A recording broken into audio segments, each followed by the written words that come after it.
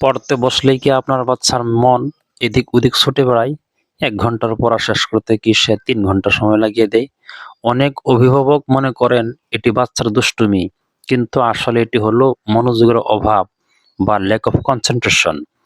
আধুনিক নিউরোসায়েন্স বলছে, সঠিক কৌশলে মস্তিষ্কের নিউরনকে উদ্দীপ্ত করলে যে কোনো বাচ্চার মনোযোগ বাড়ানো সম্ভব। আজ আমরা এমন ৫টি বৈজ্ঞানিক কৌশল জানব যা আপনার সন্তানের পড়াশোনাকে করবে সহজ এবং ফলদায়ক। কৌশল ১, চাঙ্কিং পদ্ধতি বা পড়াকে ছোট ভাগে ভাগ করা। বিজ্ঞান বলছে মানুষের মস্তিষ্ক বড় তথ্যের চেয়ে ছোট ছোট তথ্যের টুকরো বা চাঙ্কস দ্রুত প্রসেস করতে পারে। বাচ্চাকে একবার একটি বড় চ্যাপ্টার মুখস্থ করতে দেবেন না, সেটিকে ছোট ৩-৪টি ভাগে ভাগ করে দিন। যখন সে একটি ছোট অংশ শেষ করবে, তার মস্তিষ্কে ডোপামিন নিঃসৃত হবে, যা তাকে পরবর্তী অংশ শেষ করার উৎসাহ দেবে। কৌশল ২, পোমোডোরো এবং ব্রেন ব্রেক। গবেষণায় দেখা গেছে মানুষের গভীর মনোযোগ ২০-২৫ মিনিটের বেশি স্থায়ী হয় না, এরপর মস্তিষ্কের কার্যকারিতা কমতে থাকে। তাই বাচ্চাকে ২৫ মিনিট পড়ান এবং এরপর ৫ মিনিটের একটি ব্রেন ব্রেক দিন।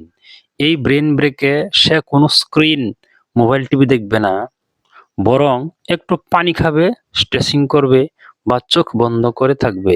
এতে মস্তিষ্কের মনোযোগ দেওয়ার ক্ষমতা আবার রিচার্জ হয়ে যাবে। কৌশল ৩, মাল্টিসেন্সরি লার্নিং। বিজ্ঞান বলছে যখন শেখার সময় একাধিক ইন্দ্রিয় যেমন চোখ, কান, হাত সক্রিয় থাকে, তখন মস্তিষ্কের স্মৃতি আরও গভীর হয়। শুধু মনে মনে পড়তে না বলে বাচ্চাকে জোরে জোরে পড়তে বলুন। গুরুত্বপূর্ণ পয়েন্টের নিচে রঙিন মার্কার দিয়ে দাগ দিতে বলুন, অথবা তাকে ছবি এঁকে বিষয়টি বুঝতে দিন। যত বেশি ইন্দ্রিয় সক্রিয় থাকবে, মনোযোগ তত বাড়বে। কৌশল ৪, ওমেগা-৩ এবং হাইড্রেটেড থাকা। বিজ্ঞান বলছে মস্তিষ্কের ৬০% চর্বি এবং এর একটি বড় অংশ হলো ওমেগা-৩ ফ্যাটি অ্যাসিড। এছাড়া শরীরের মাত্র ২% পানির অভাব মনোযোগে বড় ব্যাঘাত ঘটায়। বাচ্চার ডায়েটে বাদাম, মাছ বা ডিম রাখার চেষ্টা করুন। তারপর টেবিলে সবসময় ১ গ্লাস পানি রাখুন। প্রতি ৩০ মিনিট পর পর ১ চুমুক পানি পান করালে মস্তিষ্কের সতর্কতা বৃদ্ধি পায়। কৌশল ৫, মাইন্ডফুলনেস ব্রিদিং বা শ্বাস-প্রশ্বাসের ব্যায়াম। বিজ্ঞান বলছে গভীর শ্বাস নিলে মস্তিষ্কে অক্সিজেনের সরবরাহ বাড়ে এবং প্রিফ্রন্টাল কর্টেক্স অর্থাৎ মস্তিষ্কের মনোযোগ কেন্দ্র সক্রিয় হয়। পড়তে বসার ঠিক আগে বাচ্চাকে ৩ বার লম্বা শ্বাস নিতে এবং ধীরে ছাড়তে বলুন। এটি তার মনের অস্থিরতা কমিয়ে পড়াশোনার জন্য মানসিকভাবে প্রস্তুত করবে। মনোযোগ কোনো জাদুকরী বিষয় নয়, এটি একটি দক্ষতা যা চর্চার মাধ্যমে বাড়ানো যায়।